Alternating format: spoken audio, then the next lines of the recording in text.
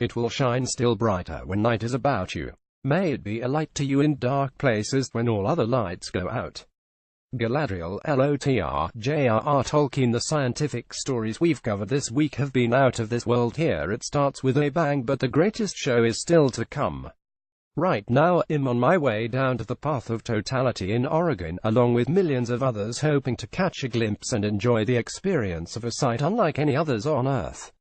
When the sunlight goes completely out, some truly wonderful things will be revealed, and I hope to see them all. For everyone who's joining me across the path of totality, I wish you clear and cloud-free skies, and a fabulous viewing experience. And now, on to the scientific stories we covered this past week. As the release date of Trinology approaches less than 2 months now, there will be a slew of talks and events occurring in Oregon and Washington to promote it and meet me, with more to come around the country as time goes on.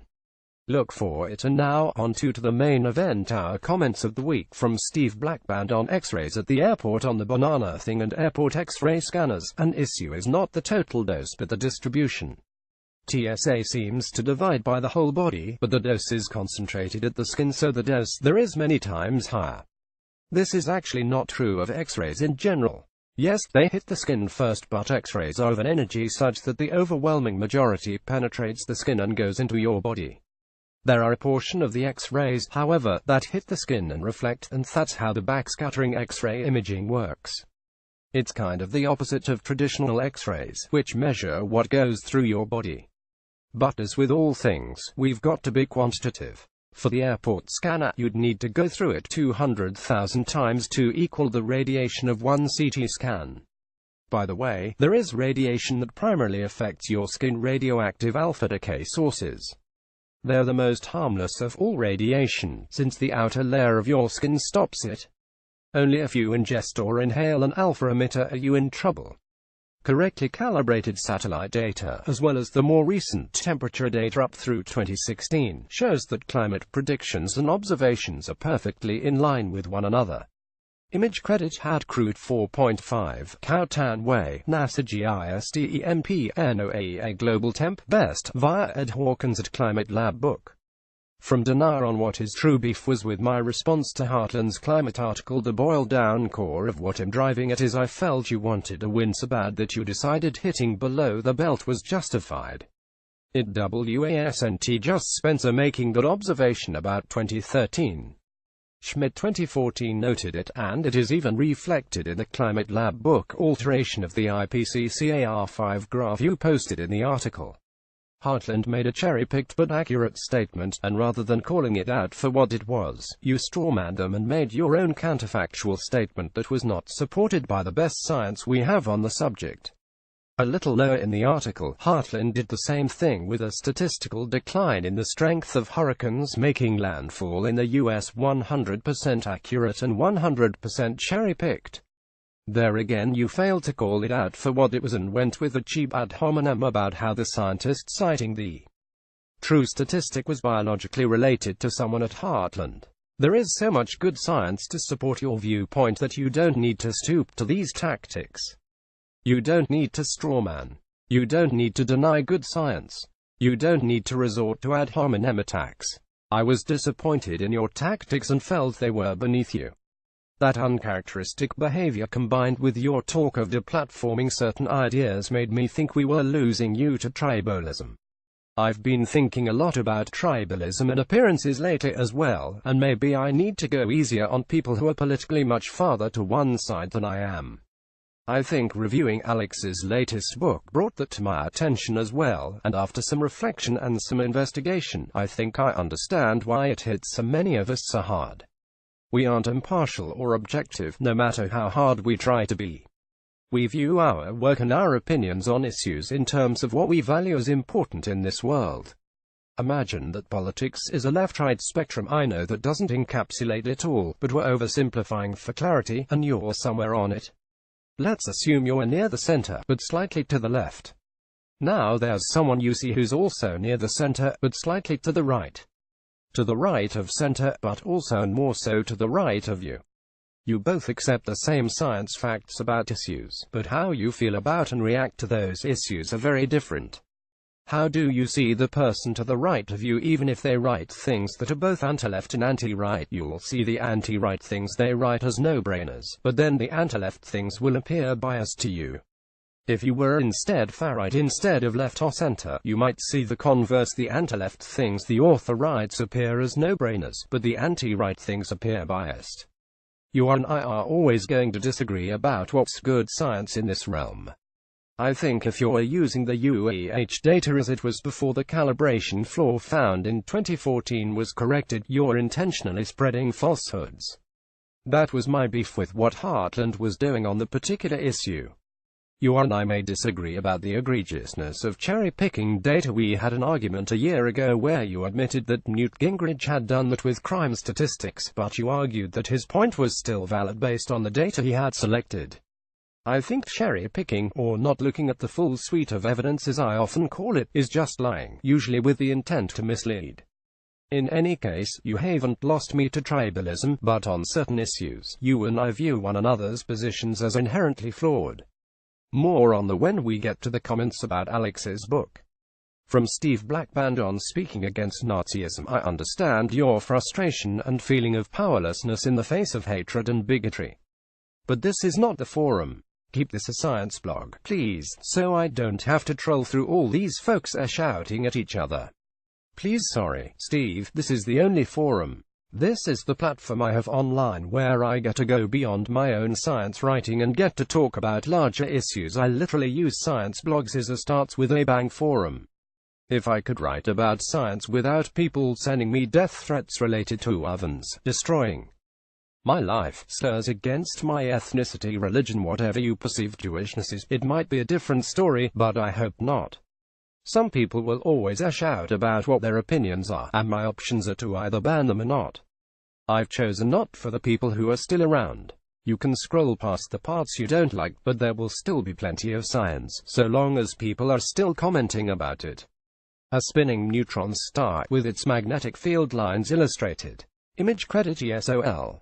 Calcutta. From Eric on neutron stars and magnetism. If for atomic number you're only going to count the core and not the surface, then when it comes to charge and magnetic field you should only count the core and not the surface too, right? Otherwise you're arriving at your conclusion that a neutron star has a magnetic field but Z0 only by flipping back and forth between two different definitions of neutron star, one that only counts the core and one that includes the surface. So I will say that this poses an interesting question. If you have a neutral object like a neutron, and you spin it, do you get a magnetic field? Your intuition would say no, but now consider that a neutron is made up of charged particles itself. If there's a charge separation in there at all, and those charges move around, you could get a magnetic field, couldn't you? Here's the thing, we can take a single neutron and measure its magnetic moment. For electric charges, a proton is 1, a neutron is 0, and an electron is 1.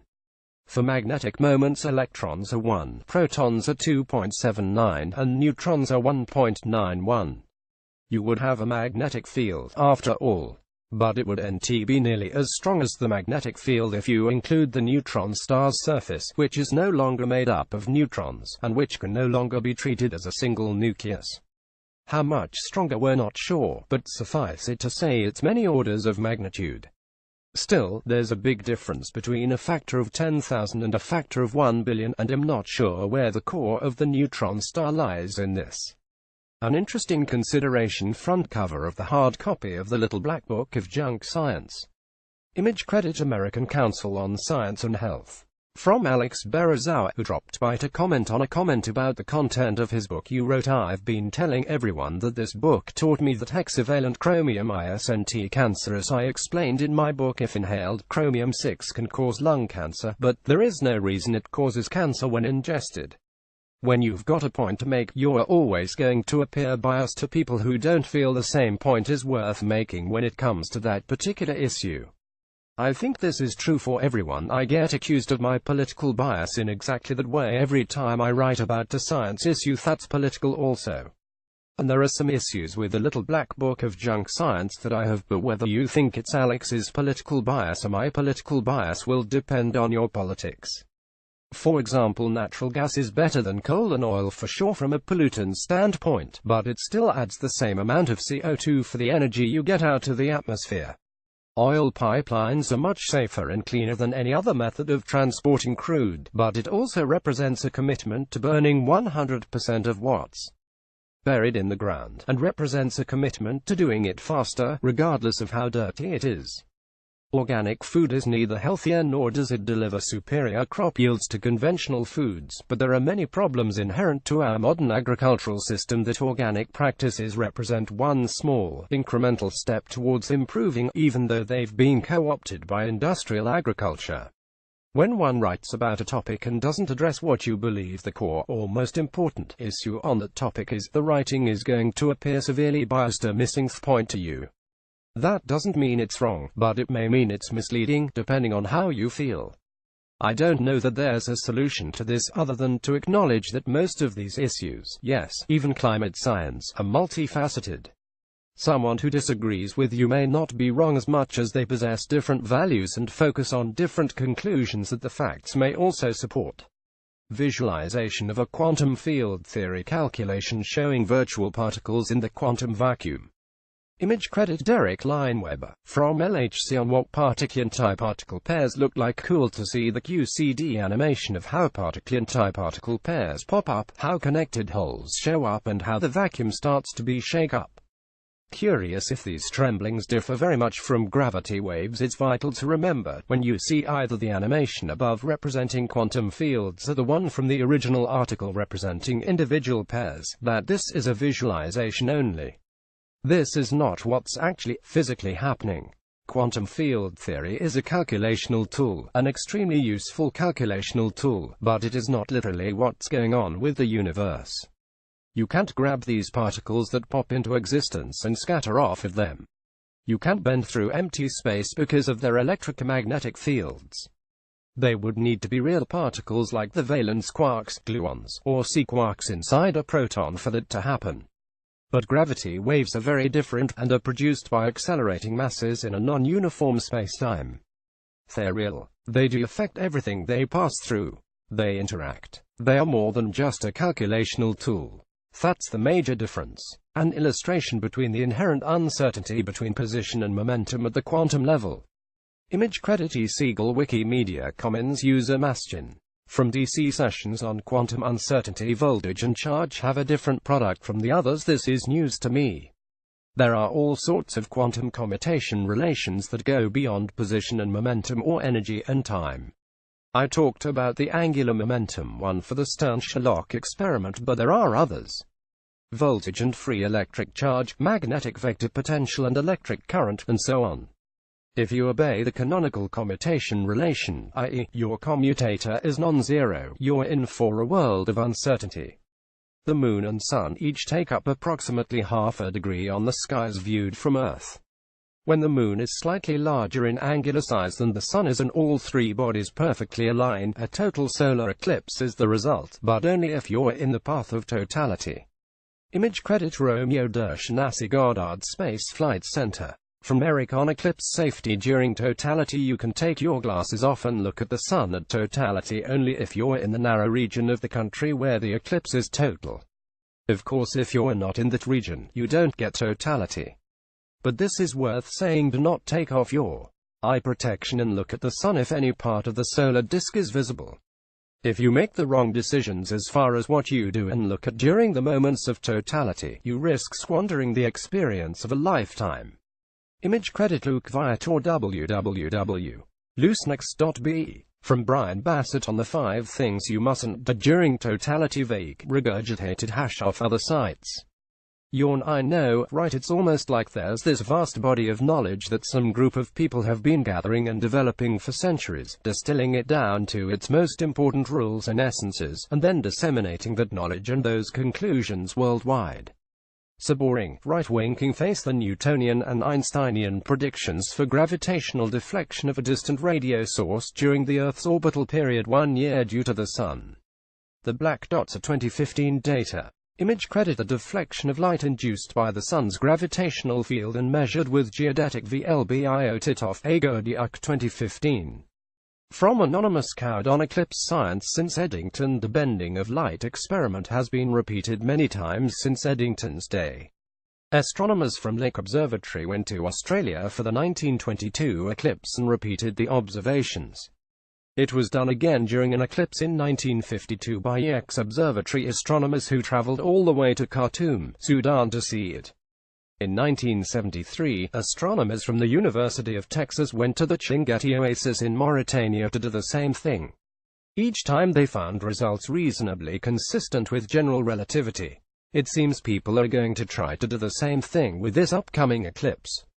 NASA has even given instructions on how to do its Eclipse 2017.nasa.gov testing general relativity. All of this is true, but I'll do one better. Do you see the image above? That's a radio source that exists far beyond the solar system. And as Andy axis, that's how much its position deviates over the course of a year. The cause of the deviation, that's the gravitational influence of the sun. If we could see stars during the day, we never would have needed solar eclipses or Eddington's work to do the confirmation. As it stands, radio astronomy gives us that ability, not with every star, but with some bright enough radio sources, and it agrees tremendously with general relativity. You no longer need an eclipse to confirm relativity, even in the exact same fashion that it was first confirmed on this semi-log plot. The complexity of organisms, as measured by the length of functional non-redundant DNA per genome counted by nucleotide base pairs BP, increases linearly with time. Time is counted backwards in billions of years before the present time zero. Image credit Sherov Gordon 2013 via http://arxiv.org abs 1304.3381. From John on Life Coming to Earth from Space DRS. Hoyle and Wickramasinghe were serious proponents of panspermia. Yes, but before I go any further, panspermia, you must realize, can take many different forms. See that graph above. At what stage do you think this life came to Earth? According to Hoyle and Wickramasinghe, it was the advanced prokaryotes that gave rise to modern cell-like diatoms, were what came to Earth. Also, they argued that life couldn't have begun on Earth at all, that the conditions were all wrong. Neither of these statements is likely to be correct.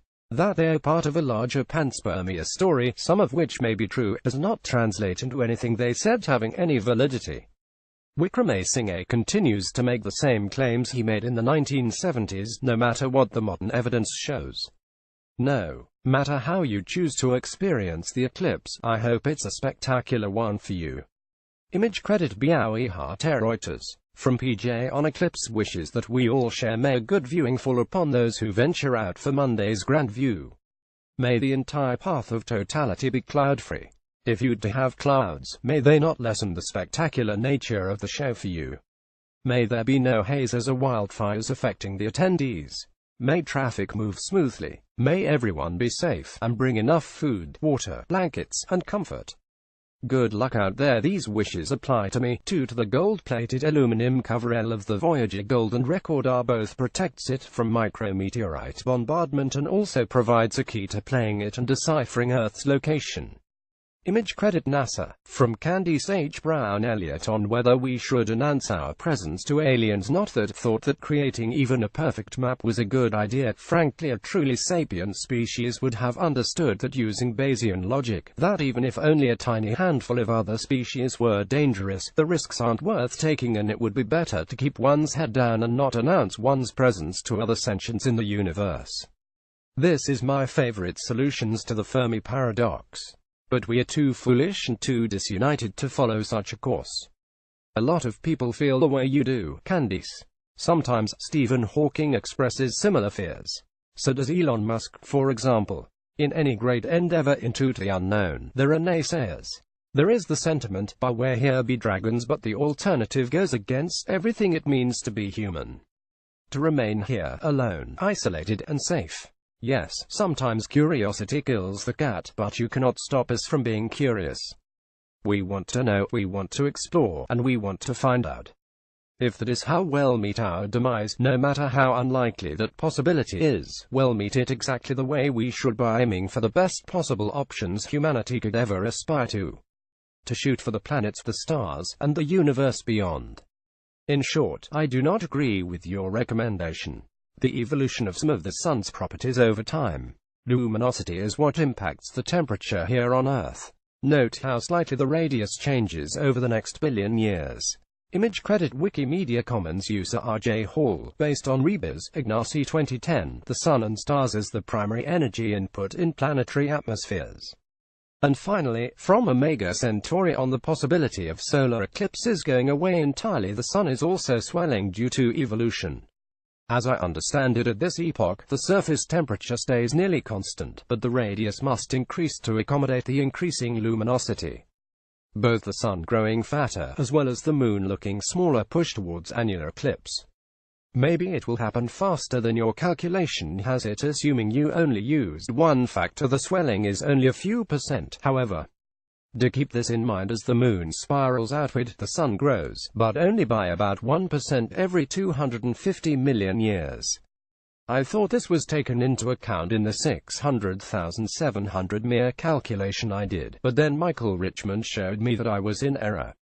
As you can see from his graph below, that tiny ratchet of growth makes a big difference. The angular diameter of the Sun and Moon as seen from Earth, over time, with the top lines representing perihelion and the bottom representing apogeophelion. Image credit Michael Richmond. As Michael Richmond noted, the increase of the Sun's radius due to solar evolution has a significant effect, too. Using the evolutionary models from the Dartmouth Stellar Evolution website, one can show that the last total eclipse will occur around 450 million years in the future. However, if, as Denier says, the Earth-Moon system spirals away from the Sun during the red giant phase, then perhaps billions of years into the future, when the Sun quiets down to a white dwarf, the Moon's shadow will once again fall on the Earth. If it does, it will be approximately the size of the Moon, instead of just tens to hundreds of kilometers across, and solar eclipses will be truly spectacular once again on the charred remnant of our world. And on that note, have a great rest of your weekend and enjoy tomorrow's eclipse-related